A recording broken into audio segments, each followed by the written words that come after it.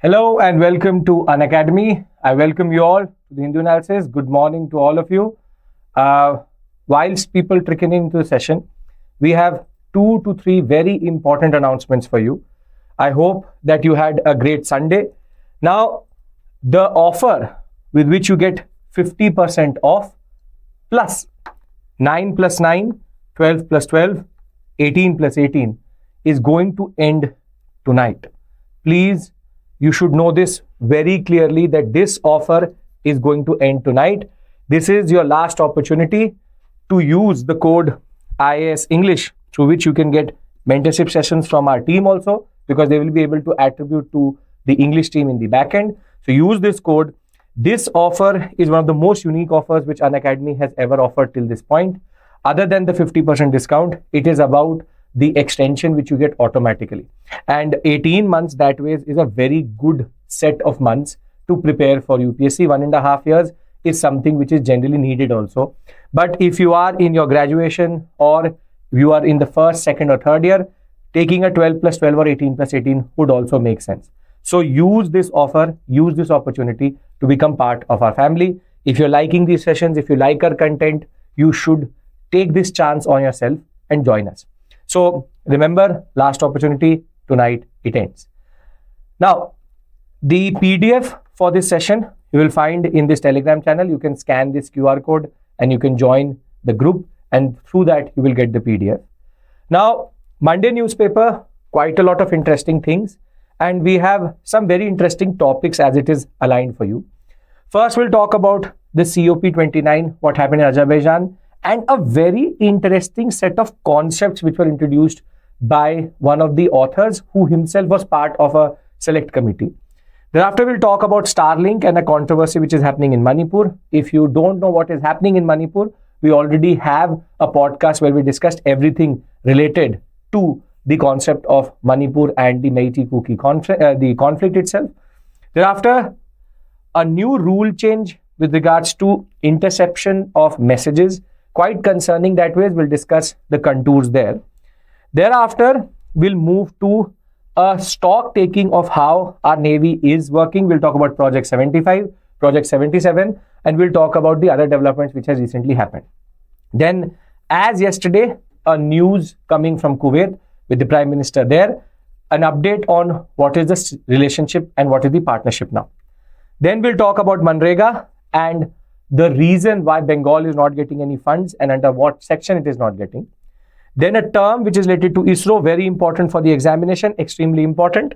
And last but not the least, we'll talk about Similipal forests, and I have a MCQ here lined up for you. These topics are more mains oriented, have a lot of, you can say, context and text inside them. We'll talk about that also.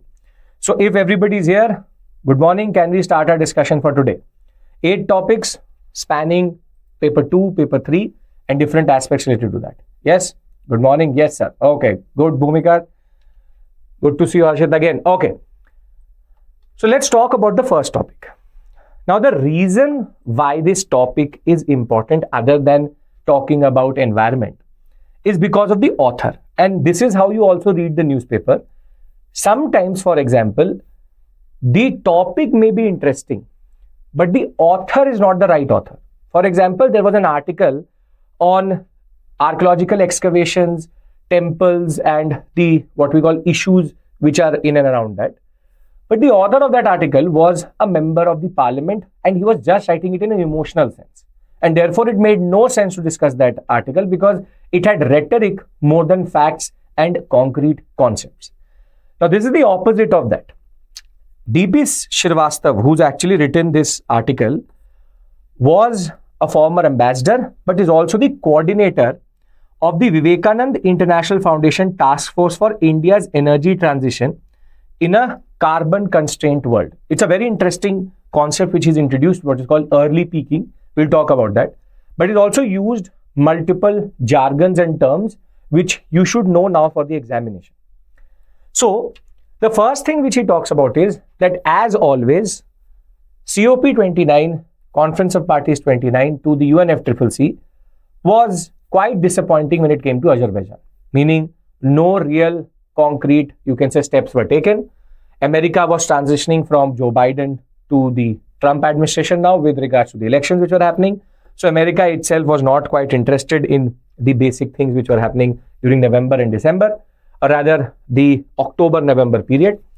And the only thing which actually came out of this conference was this concept that the developed countries and developing countries were asked to give the year in which they will become what is called as net zero emission concept, wherein most developed countries said that by 2050, China said by 2060, India has said by 2070, but the idea is the earth is becoming more and more, you can say, unlivable with regards to hotter conditions. Extreme weather events are happening. Global warming is going beyond the roof. We had a certain ceiling of 1.5 degrees Celsius. We've already reached 1.1 degrees Celsius as per the IPCC. But the idea is that the concept of net zero is very important. And China has given two types of dates. It's given one date as peaking at 2030 and by 2060 being net zero. Now, there are two words which have been used. One is called peaking and the other one is called net zero. So I will now qualify both of these things for you. And thereafter, there is one scheme which or a certain development in the EU which recently happened. We'll discuss that. And then we'll go into the main crux of this article, a very interesting set of concepts which he talked about. Now, first things first, what do you mean by this peaking?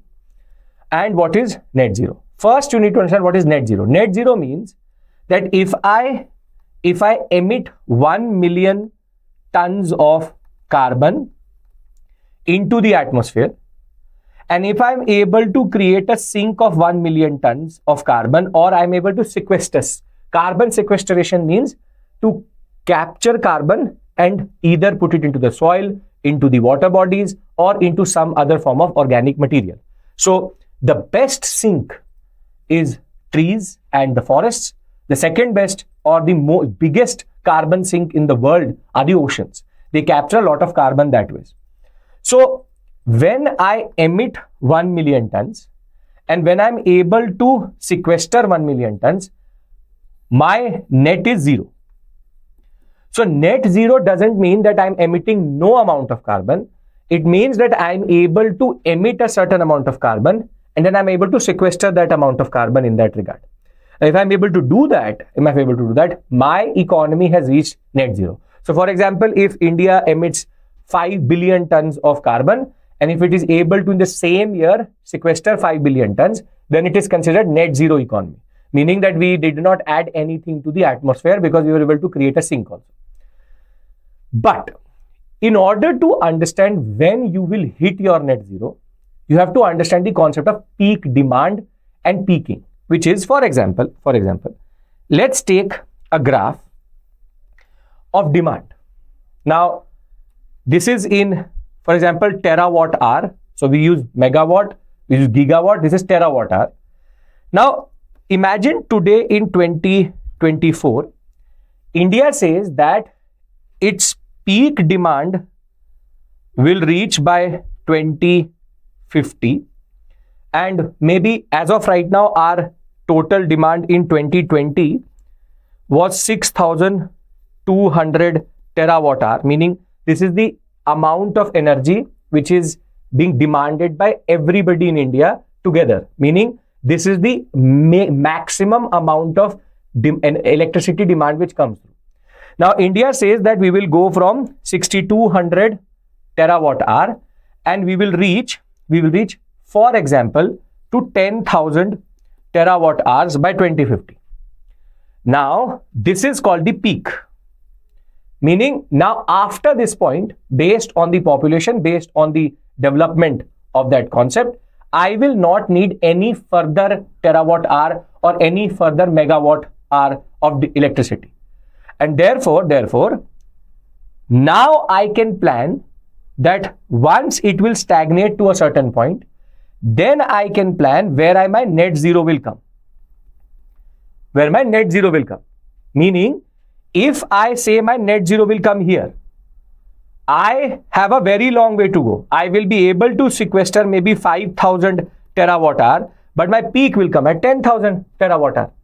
Meaning, if you don't know your potential, if you don't know your peak, how can you create a net zero concept itself? I hope you're getting this point. It's a very interesting analogy. It is the same way for you as when you prepare for UPSC. Your capacity is to learn a certain amount of information. You need to know where your peak is. If you don't know where your peak is, how will you be able to plan ahead? Same way, if India does not know where its peak is, how can we plan to create a net zero economy wherein I can release and sequester? Meaning, today, if I say to the UNFCCC, under my nationally determined contributions, that my peak will come in 2050, and that peak will come at 11,000 terawatt hour, and thereafter, once that happens, now I am in a way not legally binded, but internationally binded to become from 2051 a net zero economy, meaning I should have the capacity. If in process of creating 11,000 terawatt hour, I needed 5 billion tons of carbon, I should have the capacity to sequester 5 billion tons, yes or no? Are you understanding this analogy? That if I commit to something and I know that that much is what I have to sequester, then it will be in a certain sense pressure on me to now sequester 5 billion tons. Now this is where the author says, what if India does not really understand its potential? And now, what if it was not 11,000 terawatt hours, and in 2060 we get to know that the demand has now gone to 21,000 terawatt hours. Now, in that case, will India become a net zero economy between 2050 and 2060? For those 10 years, our target will keep on changing, because we needed 5 billion ton, then we'll emit 6 billion ton, then we'll emit 7 billion ton, then we'll emit 10 billion ton, but we have capacity to have only 5 billion tons of sequestration. This is where the peak matters. And this is what this committee which he is part of actually is trying to ascertain. The committee, the Vivekanand International Foundation Task Force for India's energy transition in a carbon constraint world, that is why this article becomes important. Now, I've only introduced to you two concepts, which is what is called net zero and how a peak in energy demand is a prerequisite to know where your net zero is. If we all understand this concept, then only I move forward to what he's actually arguing further. Are we all on the same page with regards to this? What is net zero and how does net zero have a very important relationship with carbon sequestration and with the concept of how we have to know our peak demand? Everybody is on the same page with me? Good morning. Yes. Okay. Now, if that is the case, he is saying that there's going to be a little bit of pressure which will be applied on India very soon because of this scheme, which is EU's Carbon Border Adjustment Mechanism. It's called CBAM. CBAM is going to come effective from 2026. And this will affect India's relationship with EU when it comes to exports. Now, are we today in a position to ascertain what is going to be our peak? The answer is no, because India has a lot of growth potential. India is a young country, and therefore we have a lot of growth potential. We need to understand what is going to be our peak. However, internationally, developed countries have started to transition towards what we call as net zero. And therefore, India's economy is going to take a hit if we don't account for these concepts. And one of the biggest issues will be CBAM. And what is CBAM? Now, it's a very simple, straightforward concept. In steel, aluminium, electricity, fertilizer, and cement, in the EU, there are very stringent regulations for what we call as carbon emissions. For example, for one bag of cement, because there are multiple stringent rules, one bag of cement, the cost is euro 75, because the person has to use renewable energy to produce it. He has to transfer it or transport it in the form of an electric truck. And thereafter, when they are actually transferring that technology or that bag from some place to other, everything is happening within renewable energy. And renewable energy is expensive. Now imagine in India, one bag of cement is produced at 10 euros. We don't have those emission regulations. We don't have any form of issues with regards to that. Now there's a very big gap. Will a EU-based domestic supplier be able to compete with an Indian non-EU supplier? Yes or no? With regards to the concept of cost. Will he be able to do that? And see, the answer to that question is what? No, because the price the difference is very big. Why would I, as a consumer, buy a 75 euro bag of cement when I can buy for 10 euros? But the reason is why that is 75 euros is because it is basically green technology which was used. So this is not harming the environment, but this is harming the environment. In order to undercut this, EU will now introduce what is called as carbon border adjustment mechanism. Under carbon border adjustment mechanism, now a $65 tax will be, or what we call as import duty will be applied so that they both become the same price. So if you are not producing in a green manner, then you will have to pay this tax. It's basically an import duty which EU will apply if you are producing in non-environmentally sustainable ways.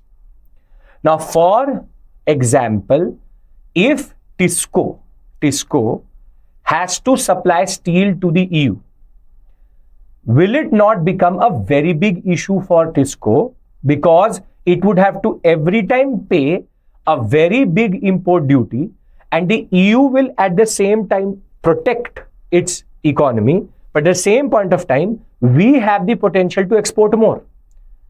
And this is where the author argues these type of measures will create a lot of pressure on India and Indian economy and its export-based economy. And this is where there's a chance that India will, in a way, commit to something which it actually will not be able to meet. So what the author did was, he talked about COP29 being useless. Then he talked about the concept of net zero. And he said this lethargy in the process of environmental change is because COPs have become useless. You can use carbon credit, Mumtaz. If you are carbon trading nation, you can use carbon credit. But the problem is, in order to get carbon credit itself, you would have to produce at a much higher cost in India. So that will get balanced. So the point is that if India wants to sell to the EU, it would either have to produce steel in the process of green energy, which would be expensive to standard steel. And if you get carbon credits from that, that can be balanced. There's a European carbon trading market, ETM it is called, European trading market on carbon credits, that can be done. But the problem is that only complicates our journey. See, there is a very big discrepancy in environmental responsibility. We as a nation till 1947 were not able to develop. We regressed. And everybody knows why, because of colonialism. The British categorically regressed India, underdevelopment of India, the poverty in India, all is based on our what we call as journey between 1757 to 1947 under colonialism. When they had their first wave of industrial revolution, then the second wave of industrial revolution, they became developed countries because they looted from us. This means that now they are in their phase of moving on. We are now in a developmental phase. So therefore, when they are now moving on to green energy, we have still not achieved our potential. This is where, when they had to develop, they developed on coal energy, added billions of tons of carbon into the atmosphere, which is leading to global warming today. They did it on the cheap path. Coal any day is cheaper than any other form of renewable energy.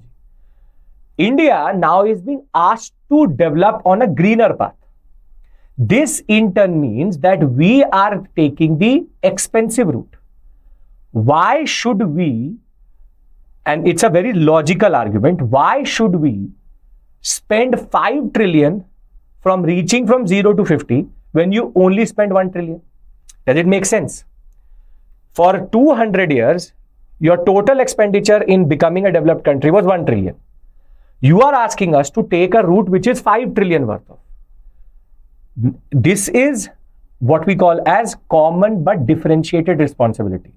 That we have to understand, everybody has a different role in climate mitigation. You are the ones who have led to this concept of global warming. We should not pay a cost for that. This is where this article says that India will now come under pressure because the EU most developed sector is going to now create CBAM and concepts like this, which in turn will lead to India coming under pressure. So do we understand the premise of this article? This is basically the context in which he wants to have a very interesting discussion. I want everybody's consent here that we understand what is net zero, we understand what is the concept of peaking, we understand why there will be pressure on India very quickly, and we also understand the concept of common but differentiated responsibility. Everybody says yes? Great. Now the article says that India has to figure out how net zero is to be calculated. As of right now, India has argued that by 2070, we will try to become net zero. But the point is, what is going to be our path to net zero? And further, what is the amount of energy which we need to offset? Meaning, where is our peak? The argument which the article is giving is, with pressure mounting, there is a chance that we give a wrong number or a wrong data, which in turn leads us to early peaking, which in turn makes our NDCs useless and our path to climate justice and climate, you can say net zero, very difficult. He says that the questions which are being raised, 3 questions. First, what is the total amount of energy needed by 2070? How do we offset it? And when will India become net zero? Is basically what the task force was given as a responsibility. This is why he is an important personality, because he has first-hand information of this task force. Now, this is the data which really matters. Now, pay attention, because very interesting, you can say, data he's going to give us. Now, he says that in 2020, the total demand of India was 6,200 terawatt hour. Meaning, for everything from industrial production to household to you using and charging your phone, total amount of demand as of right now is close to 6,200 terawatt hour. Now, according to the International Energy Agency, IEA, in 2030-35 period, India's demand is going to be 3,400 terawatt hour. Now tell me, does this mean that we have peaked between 2020 and 2030? Yes or no? Have we peaked? Basic CSAT understanding. Have we peaked between 2020 and 2035? Yes. That is why it went to 6,200, maybe 8,000 terawatt hours, and thereafter it adjusted itself by 3,400. Meaning, if the calculation for IEA for 2030-35 is lower than what we see today, it means that we have peaked and thereafter we have now stagnated or have become stable at 3,400 terawatt hour. This is where the task force, which has been established by the Vivekananda International Foundation, yes, Harsh, that is the whole point. It says that the total energy demand for India in 2070 is going to be 21,000 terawatt hour. Meaning, this is an arbitrary number. India has the potential to go from 6,200 terawatt hour to 21,000 terawatt hour, and then it will peak at this point and then stagnate maybe at 20,000 terawatt hours. Meaning, if we have to go for net zero, we will not account for this. We will account for this. This is called a early peaking model, in which India was made to peak at 20, 25, 30, and thereafter by 35, they said we will stagnate. We as a nation, and Niti Aayog also in a way agrees to this, that we will in a way 3 times increase our energy demand when we will achieve basic, what we call a standard of living. And with energy demand increasing in India the way it is, at 21,000 terawatt hour, we will actually reach our peak. So this is a pure arbitrary estimate. We will be at least 3 times bigger than what we are as of right now with regards to demand. This is the first thing which this task force tells us. Now the question would be, how would we then become carbon net zero? Meaning, to sequester this, in order to offset this, we need to use renewable energy. But the question is, there are 2 options which are available to us. So we would peak between, yes, somewhere around 45, 50-ish or 60-ish. 70, we will then become stagnate at 21,000 terawatt. Now, this is where India has 2 options, either renewable energy or nuclear energy. Renewable energy has no hazardous waste discharge, but nuclear energy has a problem with regards to that we get a lot of radioactive waste. Why are we talking only electricity peak? There is other, see, Irana, all of the contributing factors to carbon are being converted into one unit which can be compared to other countries. Meaning, we are talking about electricity demand vis-a-vis accounting for everything. Meaning that if you want to compare countries, we need a certain indicator which can be used to compare.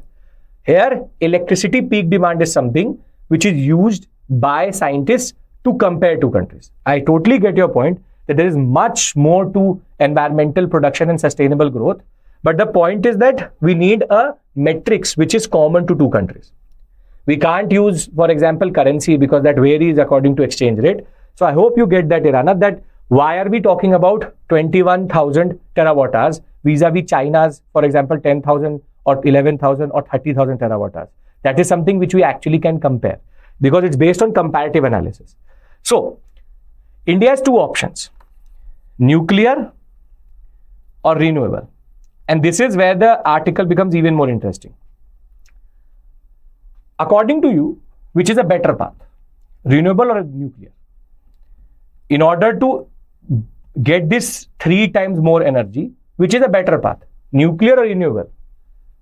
Which is better? Renewable would mean solar, water, etc. Hands down, renewable is a better path. Sure, balance is important, but hands down, renewable is the best because it does not give you any byproduct which you have to somehow manage. Now, the author says that yes, that is the case. But the problem is, if we look at the comparative cost of India's transition to a better, greener path, nuclear is cheaper, close to half of renewable. Meaning, if here it is 7 rupees per unit, it is only 3.5 units or 2 rupees per unit with nuclear. So, the total cost of transition in renewable is close to $15.5 trillion. And the total cost of transition to get this 21,000, what we call as terawatt hour, is going to be only $11.2 billion. There's a difference of $4 trillion close to in the transition itself. $4 trillion is a very big amount. It's a very, very big amount. We don't understand it, but $4 trillion is very, very big amount. India's current capacity of renewable of nuclear is only 3%. In the US, it is 20%, and in France, it is 70%. Meaning France's 70% of energy is produced through nuclear, US 20% of energy is produced through nuclear. Now in that case, isn't India actually being pushed to the renewable path without fully exploiting the potentialities of nuclear power? Because these countries who are talking about renewable have already maxed out their nuclear power plant based energy, and then they are moving to renewable. So pushing India to a 15 trillion path makes no sense whatsoever. Let us also reach 20 or 70%, at least 30%, and then we will transition. But what is even more interesting is the task force has found out that in India, there is close to 2 lakh square kilometers of what is called as surplus land which is available. If I had to produce 21,000 terawatt hours through renewable, I would need 4 lakh square kilometers of land, and I would need 1.8 lakh square kilometers of nuclear power. This is where India can't actually use 100% renewable or fund the transition from 6,200 to 21,000 terawatt hours in full renewable, because we do not have that much land only. We need double the surplus land, which would mean that either we take it out from residential areas, urban areas, or we would have to de-urbanize certain sectors, which makes no sense whatsoever. So the idea here is very simple. What the author says is, as of right now, India's energy transition is extremely complicated. It cannot be fully renewable. It cannot be fully nuclear. Nuclear power plants need to be funded. NPCIL, which is Nuclear Power Corporation of India Limited, does not have its own capacity to give us 3 times more at 21,000 terawatt hours. It needs public-private partnership. But perception-wise, if today I come to your house and say, give me money to fund a nuclear power plant, and if I come to your house and say, give me money to set up a rooftop solar, in which case you will give me money? The first one or the second one? Based on perception. After looking at Fukushima, after looking at what is happening in the Ukraine and Russia sector, you will give me money for the second case, which is renewable energy.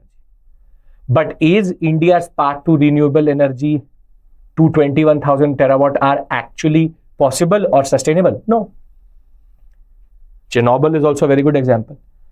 Therefore, the biggest issue is funding.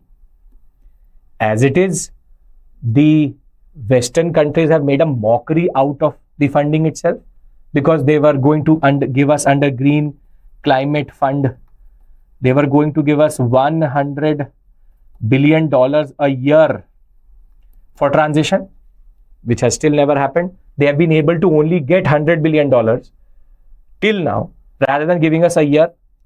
Further, where does this 15 trillion and 11 trillion come from? We are close to a 5 trillion economy, and we need 3 times more than that to transition to a better path. And with the CBAM and with COPs, with the developed countries talking about peaking at 2030, 2040, will it not create pressure for India between 2040 to 2070 to either peak early, which is not good for you and me, because our development will be jeopardized, or in a way, isn't it the same period in which India will actually become a superpower? It will reach to its potential only in this period. But because of these measures which they are taking, asking us to go a path which is very expensive, isn't it destroying the growth story of India?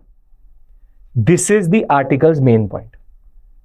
We are now on a path on which we will see hurdles and obstacles.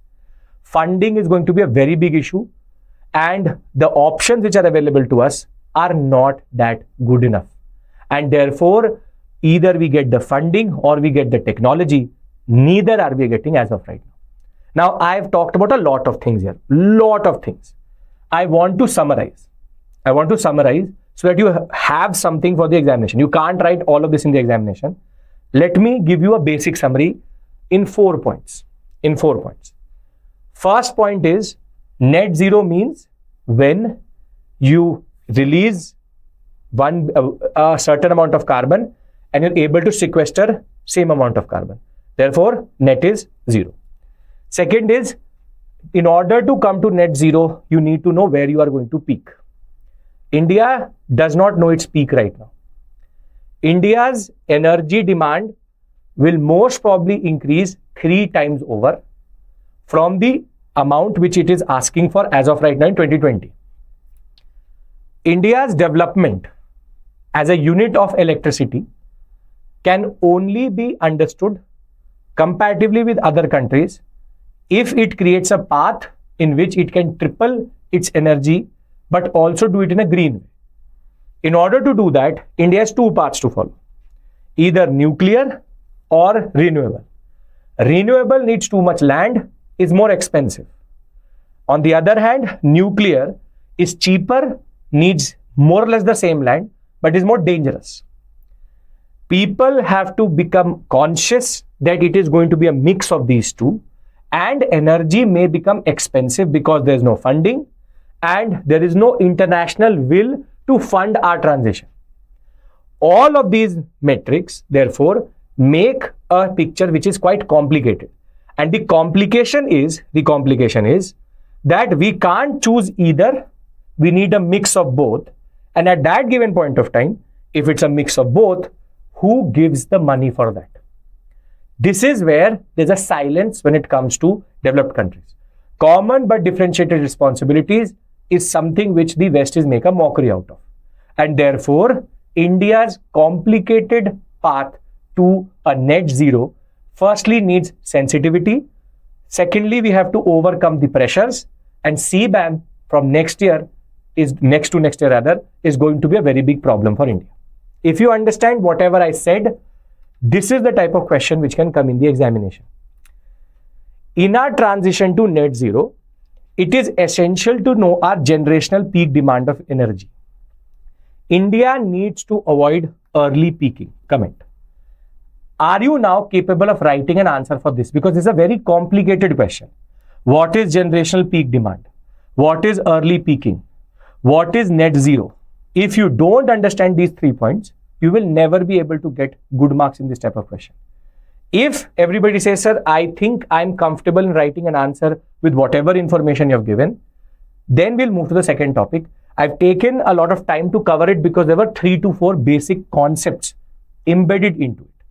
Can we transition to the next topic if we are sorted with regards to this one? Yes? Great. Okay. Now, the next concept is based on Starlink and Manipur. We already know that there's a lot of violence which is happening, sometimes also by non-state actors from the Myanmar border. Manipur, as of right now, is a case of how governments fail. We had a very long discussion about the Manipuri history, also how the government of India and the state government failed to remove the differences between the Kukis and the Métis. And there's a lot of valley versus what we call as plain violence which is happening. Now the army is trying to curb any form of violence which can happen. The first move mostly which the authorities nowadays do is, in order to stop violence from spreading, they stop what is called as internet services in any sector. However, now in 3 different cases, something which is banned in India was being used by the Manipuri militants from the other side, which is from the Myanmar border side. The idea here is, what is Starlink? What are the rules? And what is the way in which they're using it? Now, first things first, in India, satellite-based communication devices, which is called a satellite telephone, is fully banned. You cannot use satellite-based communication devices to call or message somebody. everyday gadgets which may work in some other country will not work in India, because in order to combat terrorism and militancy, under Section 6 of the Indian Wireless Act and Section 20 of the Indian Telegraph Act, please remember 6 and 20, Indian Wireless Act and Section 20 of India's Telegraph Act, you cannot use satellite phones. It is illegal in India. Therefore, if there is any device which bypasses the cell towers and rather straightforward beams to a satellite and thereafter connects you with someone else, is basically banned.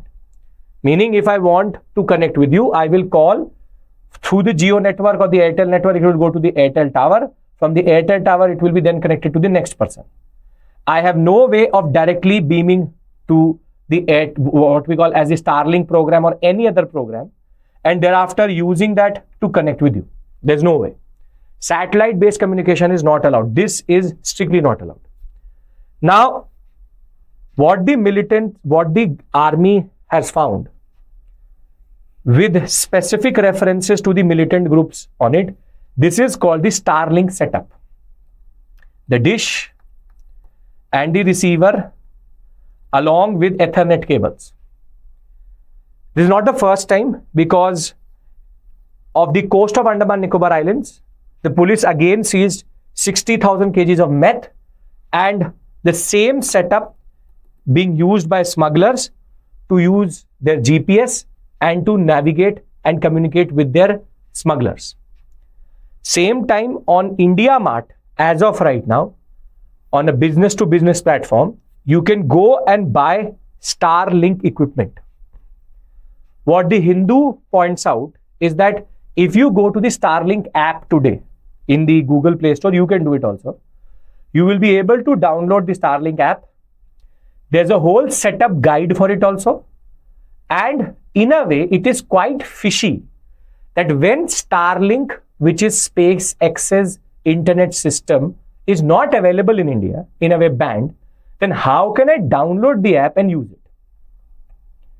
And this is where the question comes in, what is Starlink and what is the issue related to it? See, Starlink is a satellite-based communication and internet-based program of SpaceX. What they've done is that they have launched thousands of small satellites into the low Earth orbit, more or less 341 miles, meaning when a standard satellite is at 621 miles, it's at the halfway distance, and it has created a grid. So he launched 20, 25, 50 satellites in 5 to 6 launches.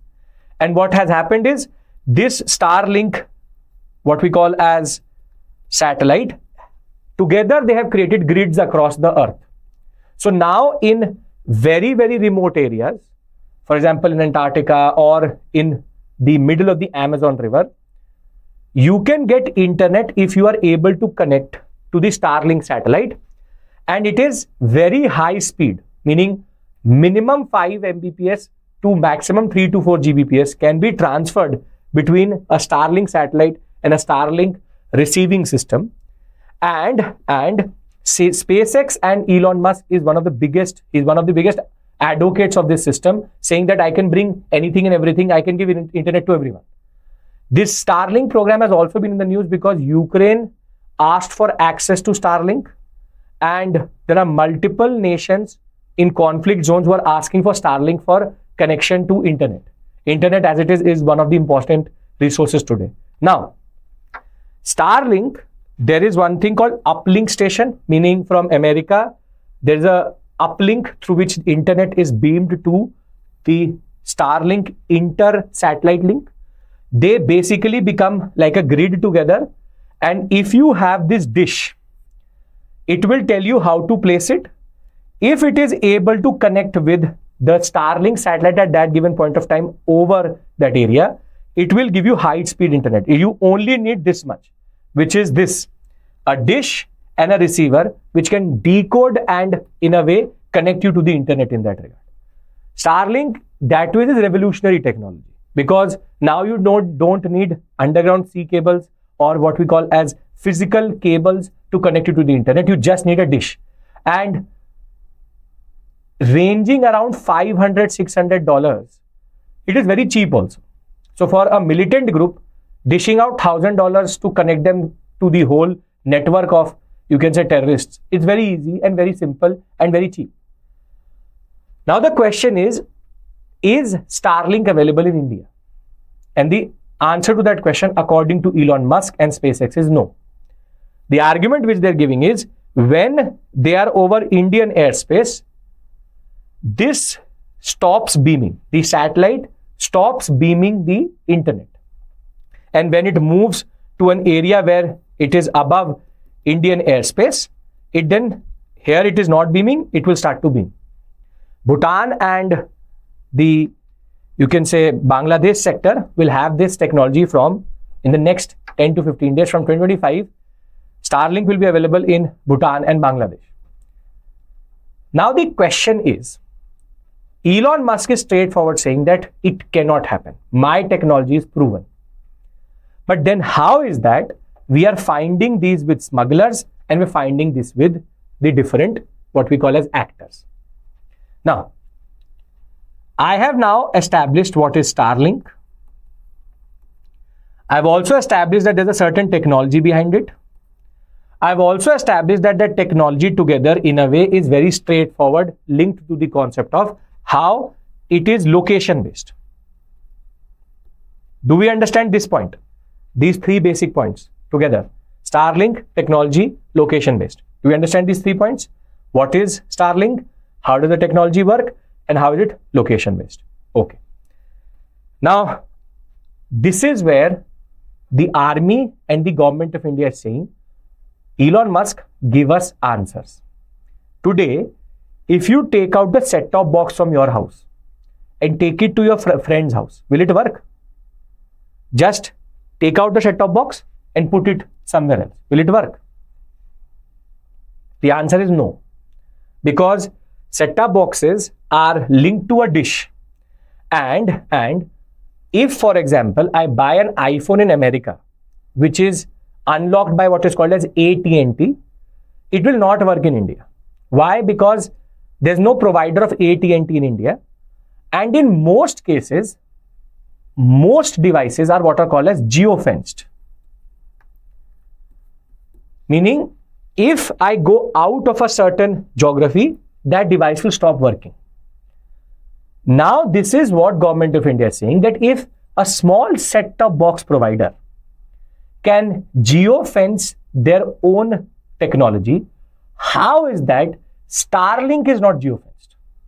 If it is, tell us how it is being hacked by the militants. The argument which Elon Musk is giving is that they are decrypting the messages and the beams and hacking into the system in order to beam internet to the dish. But the point is, if this disk is only sold in America, then obviously this receiver should be and would be geofenced. The receiver would know that it is not in America. Then how is that this is working like this? This is where the conundrum lies. And Elon Musk is straightforward denying that we are not helping militants, but there are answers to come from Elon Musk and SpaceX. If borders are man-made, and therefore a satellite may have 10, 15, 20, 30 kilometers, 100 kilometers of up and down, which is basic precision error. But how is that somebody is using it in the middle of the Indian Ocean? That cannot happen. So if Starlink is not geofenced, then you should make it geofenced. This is where this article raises a lot of questions. We don't allow any of this, and therefore we need answers from SpaceX. Now, as a UPSC aspirant, what is the question which UPSC will ask you from? Satellite-based internet services such as Starlink are a boon and a curse at the same point of time, which is they are also something which is God-given, very important, a very good technology, but also a curse when it comes to militancy and terrorism. So therefore, in this type of question, you have to talk about these instances on how it is being misused and non-state actors are working against India through Starlink, and Starlink cannot be ambiguous in this. If you are giving revolutionary technology, responsibility and accountability is very important, which Elon Musk is not ready to, as of right now, give.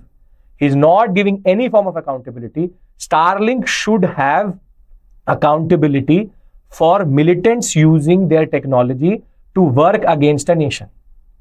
If not, we need to pass legislations or regulations to come through. Are we clear about this? Topic clear? Do you understand the contours of this topic? Again, something technical, static, plus the current affairs aspect. You sorted about this? Bhumika says yes. Everybody? Because Atulya, we have not actually changed I will be referring to this Telegraph Act again. This was a pre-colonial act. We still use the same act. We've been amending it. So telegraph technology does not exist now or is not needed also. But we still use that act because it is a pre-colonial one which we have changed in that regard. So Indian Wireless Act is a more recent act. This one is a old act. Okay.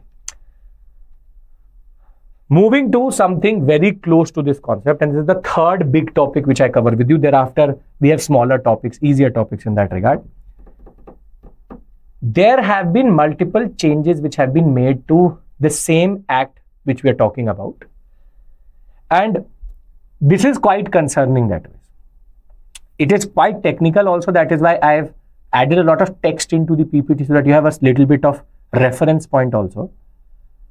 So there has been a recent change in the telecommunications procedure and safeguards for law interception of messages rule 2024.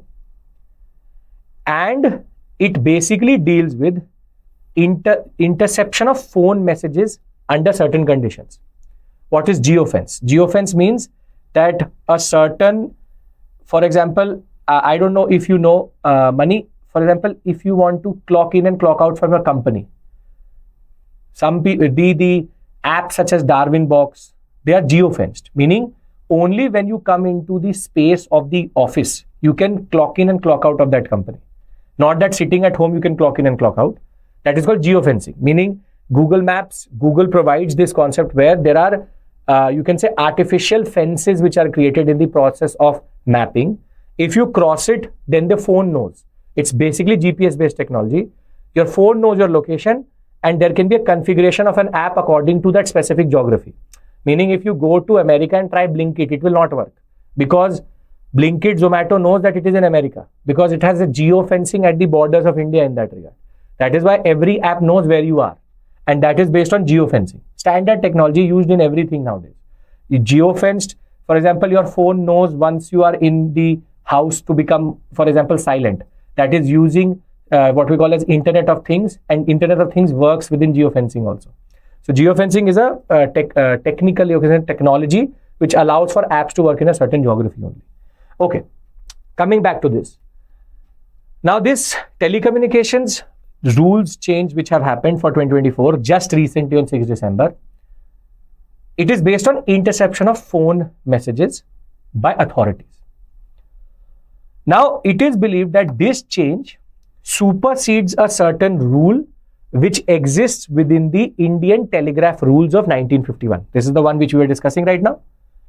Now, what is the context of 419A? First, let's understand that, and then we'll discuss the changes which have happened. See, 419A is a very important rule which was added in the Telegraph Act of 1885, which has now become 1951, in order to add what is called as checks and balances within interception. Phone tapping was very common that point of time because phone tapping was easy because it was wired. Now we have wireless network, so it is more difficult to tap phones, but we have technology for that. So the government of India was asked to make rules for precautions to be taken for preventing improper interception and disclosure of messages. Meaning, if I send a message to somebody, it should be only if I am doing criminal activity, terrorist activity, militant activity, insurgency. Your and my privacy is quite important. It is one of the fundamental rights which we have. And therefore, these safeguards were created. These safeguards were envisaged and in a way codified in Rule 419A. Under Rule 419A, which was notified later in 2007 because of a Supreme Court case in People's Union for Civil Liberties versus Union of India and others in 1996. The verdict came in 2007. And through that, the Supreme Court very clearly defined that not only elaborated on the term public emergency, but it said that in even that case, right to privacy cannot be curtailed. Meaning, right to privacy cannot be curtailed with reasonable restrictions, and fair restrictions obviously are there. But the Telegraph Act 1885 and the subsequent changes, 419A was a safeguard. See, if the government wants, it can easily tap into any message or phone which is going and doing whatever is happening on this phone. If it wants, it has a technology.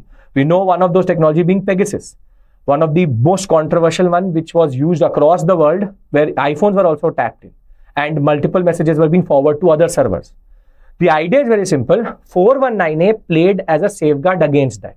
And the Supreme Court was very categorical that even in the concept of what we call as emergency, public emergency, the public safety concept, right to privacy should not be curtailed to an arbitrary level.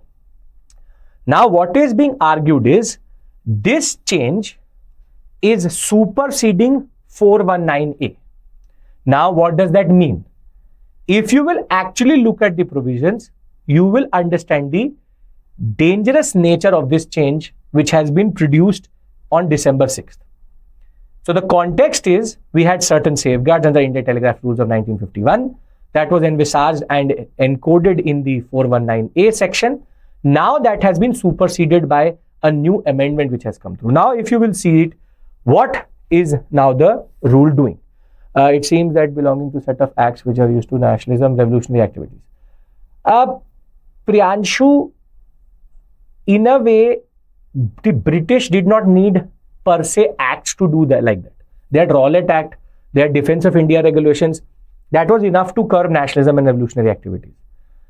They don't need to create a legal framework under which they had to actually show to the colonized that, see, I am not taking your right to privacy away.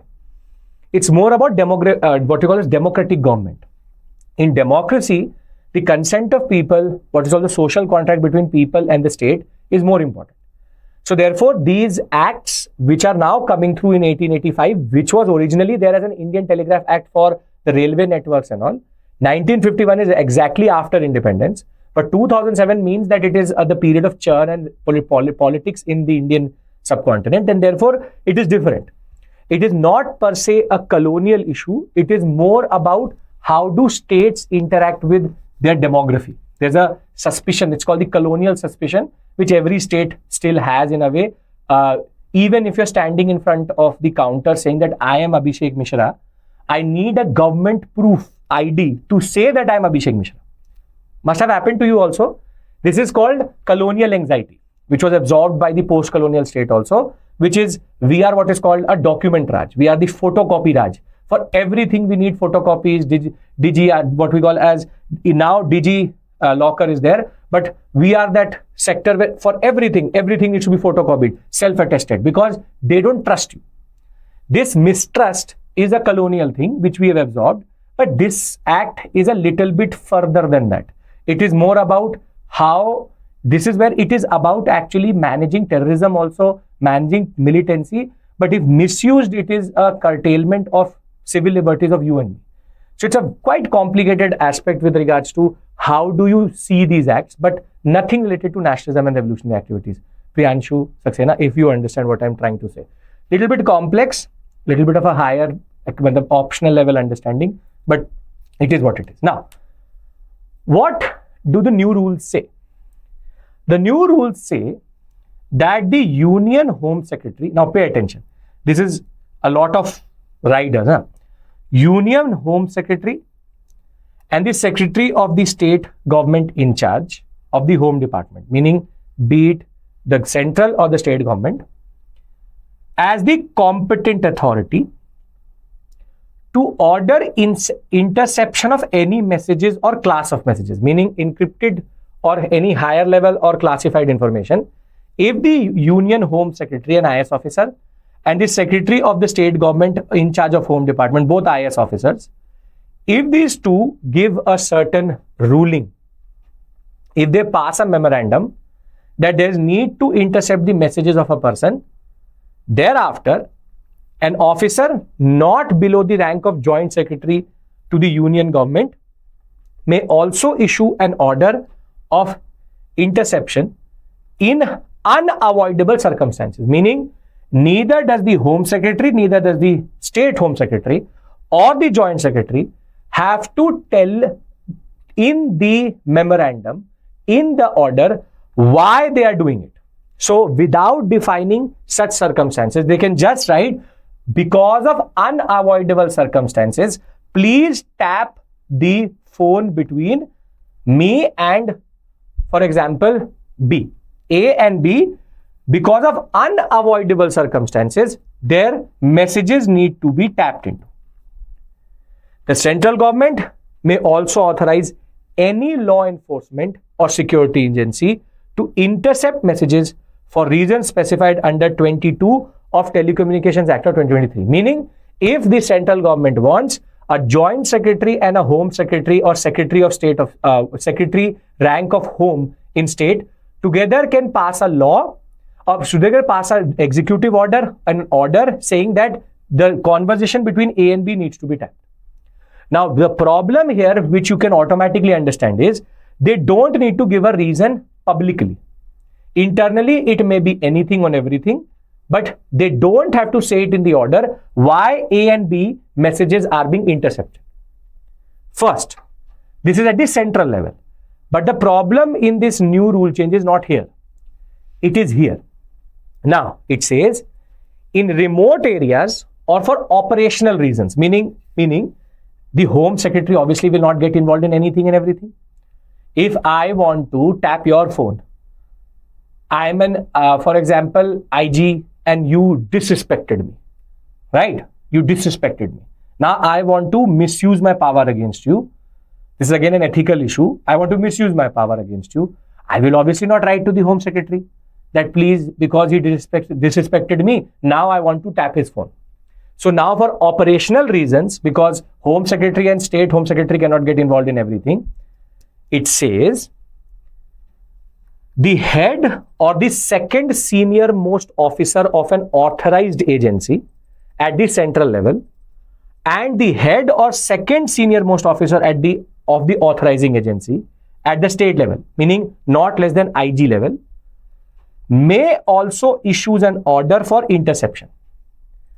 But the officer will have to submit an order to the competent authority within 3 working days, and till the next 7 days, if the competent authority does not say that this interception is correct, then that interception or that tapping will be stopped.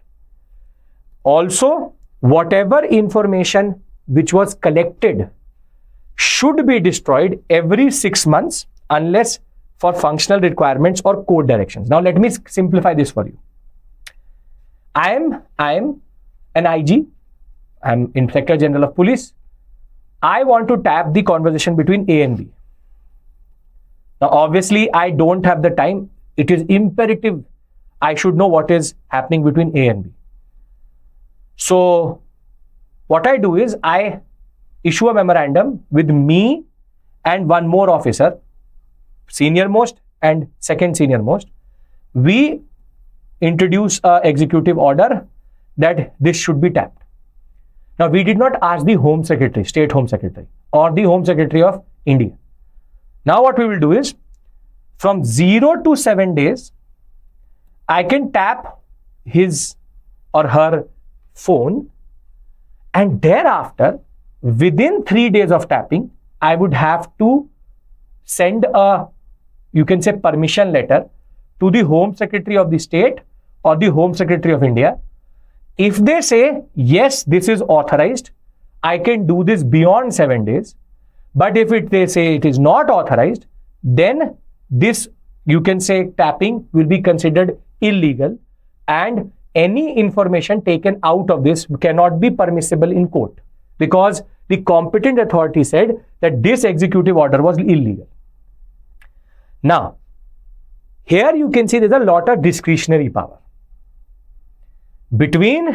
For 1 week, the IG and the person who's tapping into that phone, they have full free hand to use that information and store it. According to the Act, after 6 months, all records should be destroyed if there is no need for it. If it is needed, we keep it. But the point is, there is a lot of ambiguity. I hope you are understanding why this is so dangerous. It is a lot of ambiguity. Firstly, competent authorities do not have to tell you why. And second, for 0 to 7 days, I really don't need to get permission. Only on the 7th day, I should need an order to basically legalize this or use this in a way, which creates a lot of space for misuse. Now, how are these rules different from the previous rules? First, the concept of emergent cases or the concept of emergency has not been defined. So it has been relaxed, meaning you don't really need to define why do I really need to do this.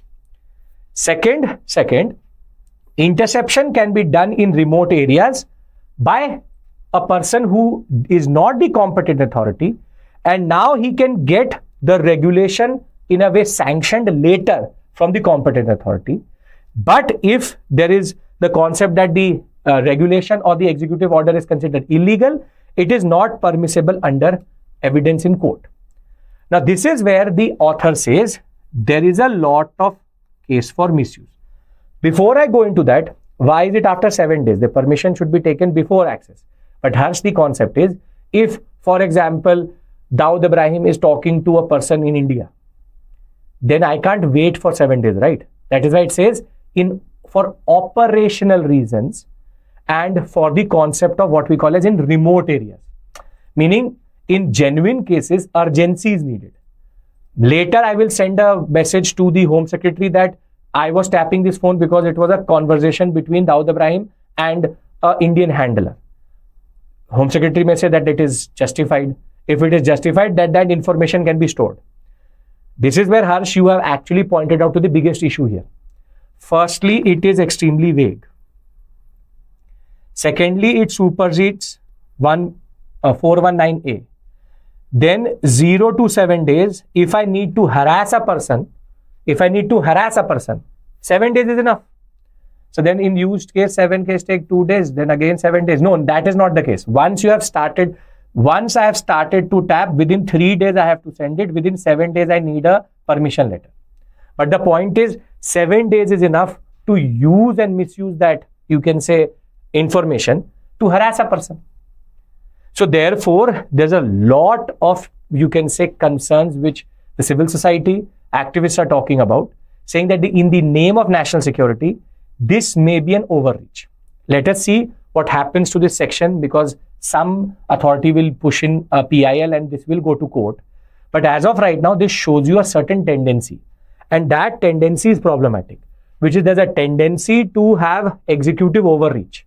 And this may be considered overreach because they are relaxing the rules for checks and balances, and they are increasing the executive power of the police and the state authorities.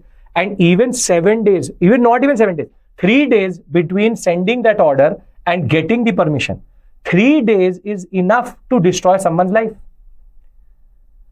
And with the ethical issues, with the level of corruption we have at certain levels in certain states and in the central authorities, not saying that India is corruption free, we all have seen something, we all are part of it, we are privy to it. There is a lot of scope for misuse of these sections. And with politicians and politics involved, this can be easily used when the same state government is there and the central government is there. Then the Home Secretary and there is a lot of political pressure on permanent executives and IAS officers. It may be that there is pure, fully legalized tapping of opposition leaders, of judges, of anybody and everybody, maybe of the Prime Minister also. It is a national security threat in itself also. If anything can be sold and bought, if all the actors in this whole concept get in a way corrupted, there's a lot of scope to misuse this. And therefore, there's a little bit of a problem in this concept. Let us see how it evolves. But this class was, or this section was to tell you what are the changes. Now, how does UPSC use all of this? See, the changes in the telecommunication procedure and safeguards for lawful interception of messages raises multiple concerns with regards to privacy. Comment. Now, in this type of question, they would not expect you to give these exact sections. Obviously not, because that is not possible that you remember each one of them. But you should understand the issues here. First issue is vagueness. Second issue is a Supreme Court created safeguard within the Indian Telegraph Act of which is 419A section has been superseded, and there is ambiguity with regards to what is called emergency, what is the avoidable or unavoidable circumstances, and what is the time difference between 0 to 7 days. And because this article has been written by a police officer, he himself identifies the misuse which can be done. So I hope that now you understand what to do with information. Very interesting development, but as I always say, it's a slippery slope. It can lead to multiple issues in the larger perspective. So are we sorted with regards to this? Yes? Sir, do we need to, this is already done, do we need to tap for 3 days and then rest 2 days? And no, you don't need to mention anything. Everything comes under operational reasons. Priyanshu. Can I move to the next topic? Smaller topics now, easier topics. 3 big topics I've tried to cover. I hope that you found them interesting also. First, we discussed about the concept of peaking zero net zero. Thereafter, we discussed the concept of Starlink. Third, we've now discussed the concept of the recent changes which have happened in the larger context of things. Okay. Now, this article is basically based on a certain summarization. Like you have, right, recap of the year. So, this is a very good article for a UPSC aspirant giving PCS level examination, and basically any defense related news with regards to Navy, it's a good article because it summarizes all the developments in 2024.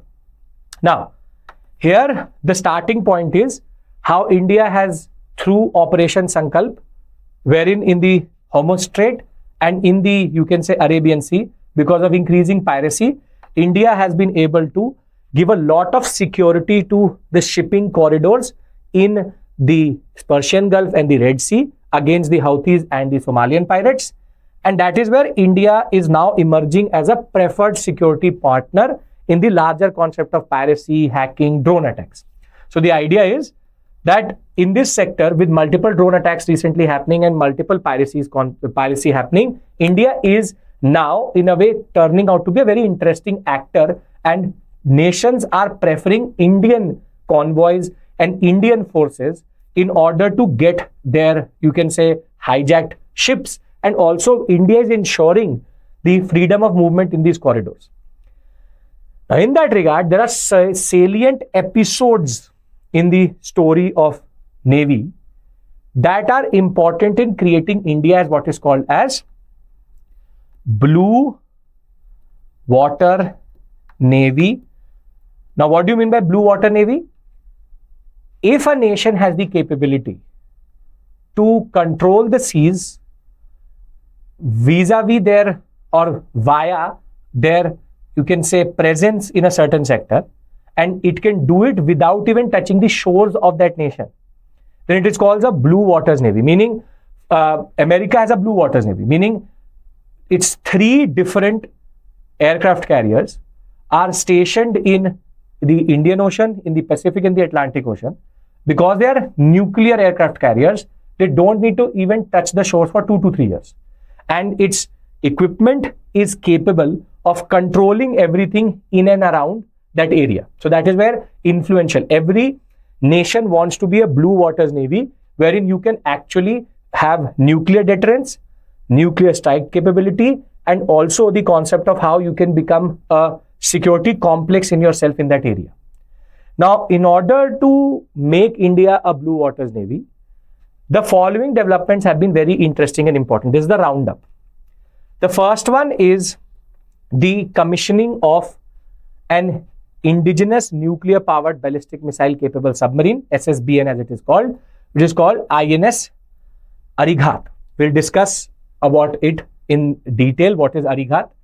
Then the second development which makes India promising is Project 77 getting approval, under which India will develop 2 more nuclear powered attack submarines in India through indigenous content also. And third is that India had already added Scorpion class, what we call as submarines, and we are awaiting INS Vagshir to be added, and this will help us in developing a better navy along our coast.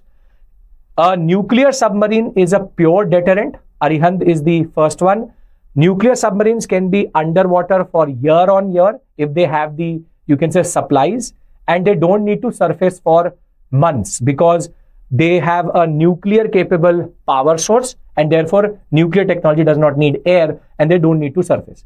But India has also indigenously developed what is called air independent propulsion, which it is adding to its diesel class submarines, which is called the Chakra class, and the Scorpion class already has what is called air independent. Now I need to qualify all of these terms what I've used. The first one is what is INS Arighat. INS Arighat is the second nuclear capable ballistic missile submarine. We had already INS Arihant, and now Arighat is the second one. This is an important, you can say, set of, you can say, submarines because they have missile silos inside them. We can load BrahMos missile and Agni missiles into it, which in turn can have ICBM capabilities with nuclear warheads. So therefore, nuclear capable submarine launched missiles, which is called the K class of missiles, can actually be in a way installed.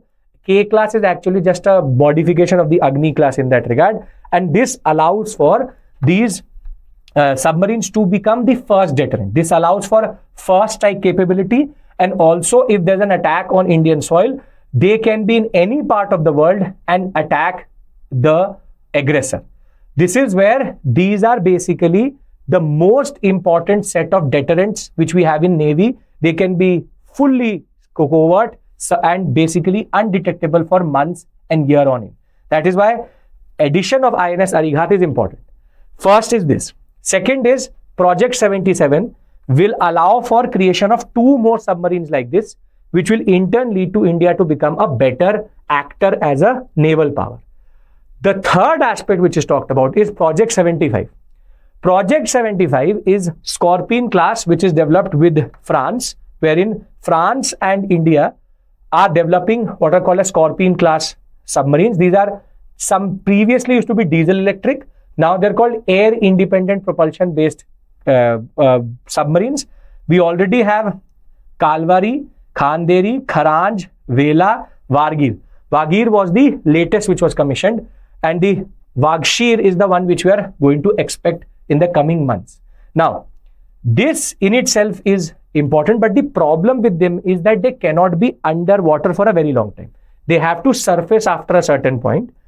But then what is this air independent propulsion? See, if you have a diesel electric engine, what happens is that you use the diesel to charge the electricity in the batteries. Then the submarine is underwater, for example, for 2 months. But then you again need to charge the batteries. Can diesel be ignited without air? Yes or no? What is the answer to that question? Very simple, straightforward question. Does combustion need air?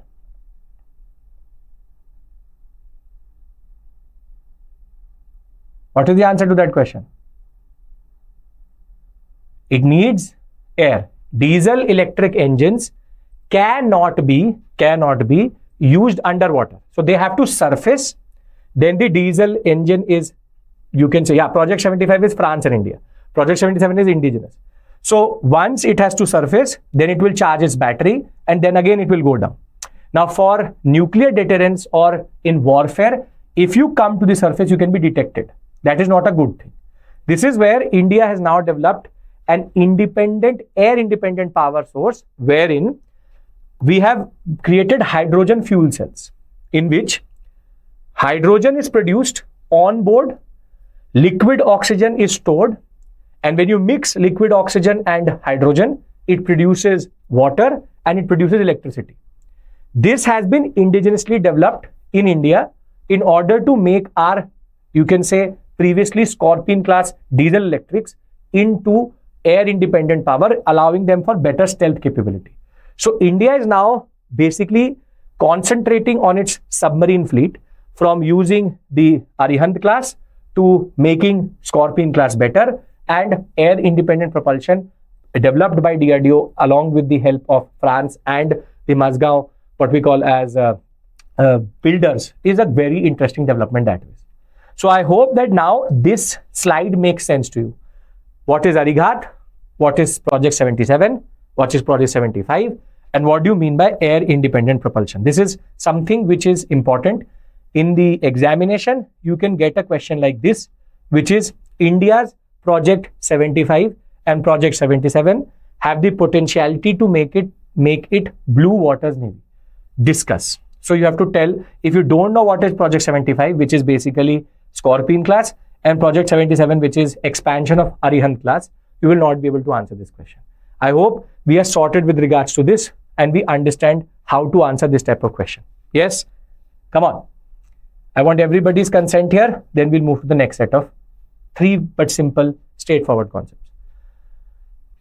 We have an update from Kuwait, and we can now say that India and Kuwait, who had previously economic and cultural ties, and it was an economic and cultural, you can say, partnership, has now become a strategic partnership.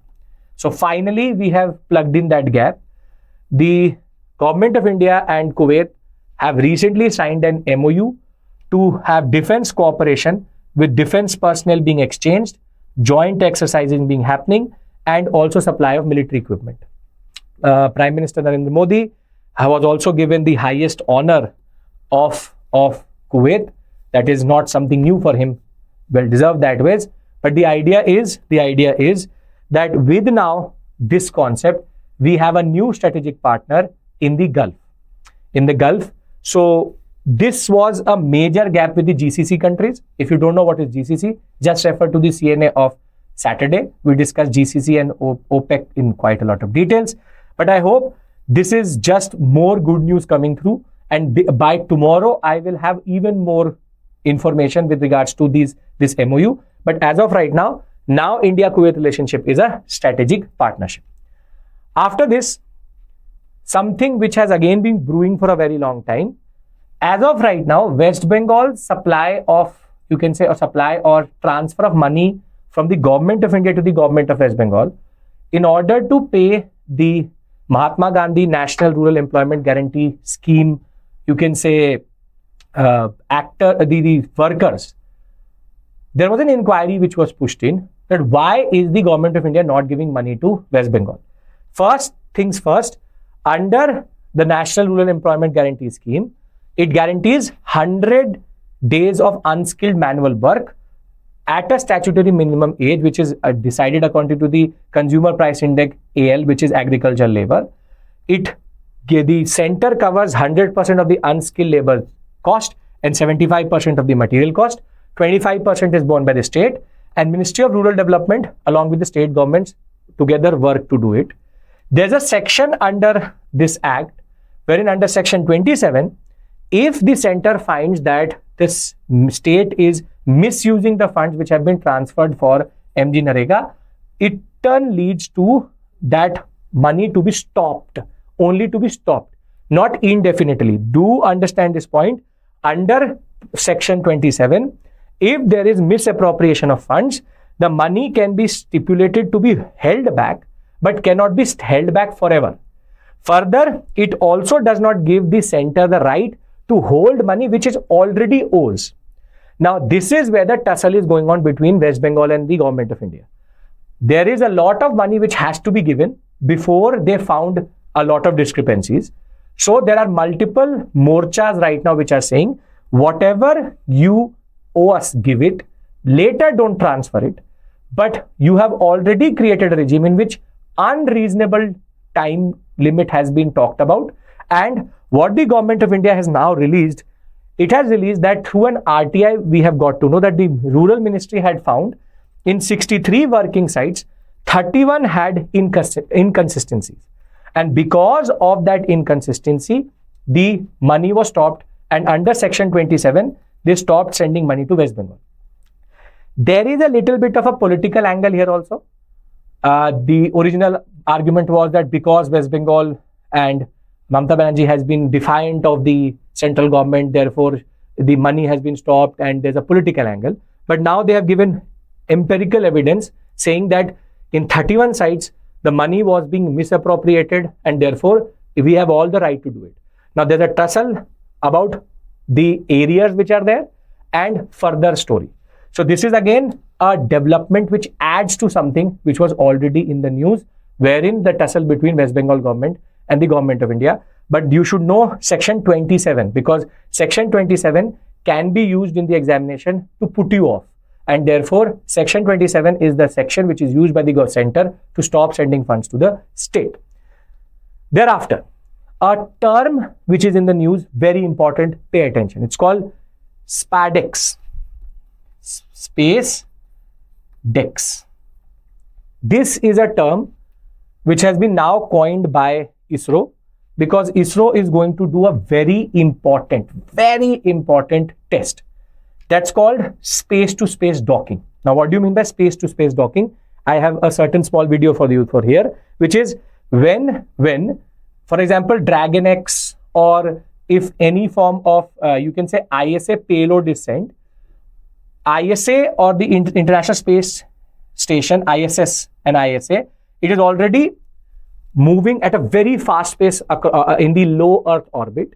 Now, if I send some payload to it, that payload has to get attached to the ISS, which is International Space Station. Now, in order to do that, I need to match the speed, I need to match the X and the Y coordinates. This is called docking. If you've seen the movie Interstellar, you would know what docking actually is. But docking is when a satellite is able to dock with another satellite or attach itself with another satellite or any other body in space. India does not have this capability as of right now. But India wants to develop a parallel like China of the ISA in space. That is why the Gaganyaan program also quite important that way. Now, why is the what is called SpaDeX mission important? Because India is going to launch 2 satellites which will dock and undock in motion to demonstrate India's capability of space in space docking. This will allow Bharatiya Antariksh Station, the BAS, which we will develop as vis-a-vis the ISS, and ISRO is giving the name SpaDeX to the test itself. If India is able to do this, India will become again the 4th country to do this, and most probably the launch is going to happen via PSLV C-60 on 30th of December, and they will be at a certain inclination. Docking will happen, undocking will happen. There will also be transfer of electrical and what we call as information. So electrical power will be also transferred and information will be transferred, which is important for space-to-space docking in that regard. So this term may become a game changer for India, wherein we now have a docking procedure which India is trying to do, which is going to happen in early January. Very interesting that way. In the next 66 days from 30th of December, by February, we will have confirmation that can India dock 2 satellites together, transfer electricity, transfer information, and undock itself. That was interesting, quite important for the examination, be it GS paper 3 or the prelims examination. Very, very important. Are we on the same page? Then I move to the last topic. Very simple, straightforward topic. 1-line explanation. But more than that, I have a MCQ for you, which you have to solve based on basic understanding. Yes, sir? Okay. So the news is related to the Similipal Forest Reserve, or which is in Odisha, and a tiger from the Similipal forest crossed over into West Bengal, and this is based on the concept of how it was not a very old tiger, 3-year-old tiger strayed into the Purulia district of West Bengal, and the officials are very quick to remove him from Purulia, because that is where human contact would be there, and that would in turn lead to human and animal conflict. And the idea was India has to make sure that its tigers remain within their tiger reserves. And now electronic tag has been given to the tiger so that his location can be tracked. But now for the examination, what becomes important is Similipal. Now in this, I have already taken 2 names of states, which is Odisha, and I've taken West Bengal. Now, in the examination, you can get a question like this, and you have to answer this. A poll will be pushed to you. So tell me what is the answer. The Similipal Forest Reserve, which was recently in the news, has closest boundaries to which two states? Meaning, if I'm at Similipal Forest Reserve, which two states are the closest to me? West Bengal, Chhattisgarh, West Bengal, Jharkhand, West Bengal, Andhra Pradesh, Chhattisgarh and Andhra Pradesh. Which? This is a very interesting question which can come in the examination. So I hope that you will be able to answer this. Okay, very good. We have A, B, C, D all coming through. B is the winner as of right now. I want everybody to answer. I'm giving you a minute. You can use your basic knowledge of geography. This is called using, nobody can teach you this. You have to know the basic location of Similipal and also know the neighboring states of Odisha, and thereafter also understanding which part is Similipal. Is it towards the north? Is it towards the south? Is it towards the east? Or is it towards the west? And therefore, you will be able to establish what is the right answer for this question. Come on, come on, come on.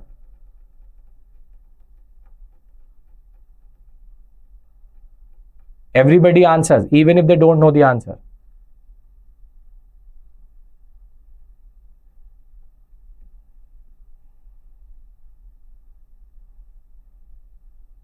Okay, I'll give it only one more minute. Don't have to write it in the chat section, just have to answer it through the poll which has been pushed in the live chat to you. Yes? Okay. So, let's end the poll here.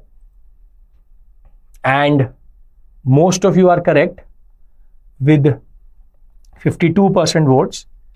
If I look at Similipal National Park and Reserve Forest, Jharkhand and West Bengal are the closest. Chhattisgarh is there, but it is not the closest in that regard.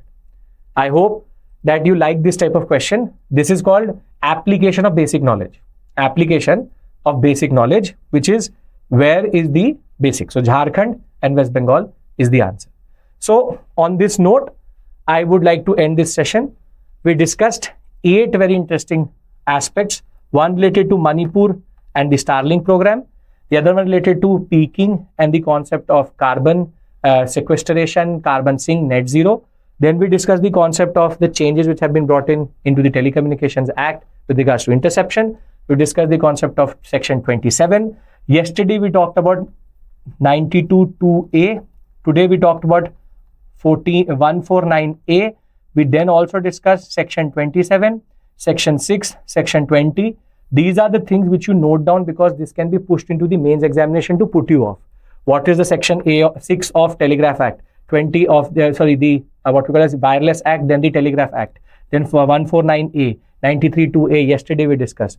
Today we again further discuss what is Starlink and docking and the concept of SpaDeX. This is also important for you. Similipal National Park.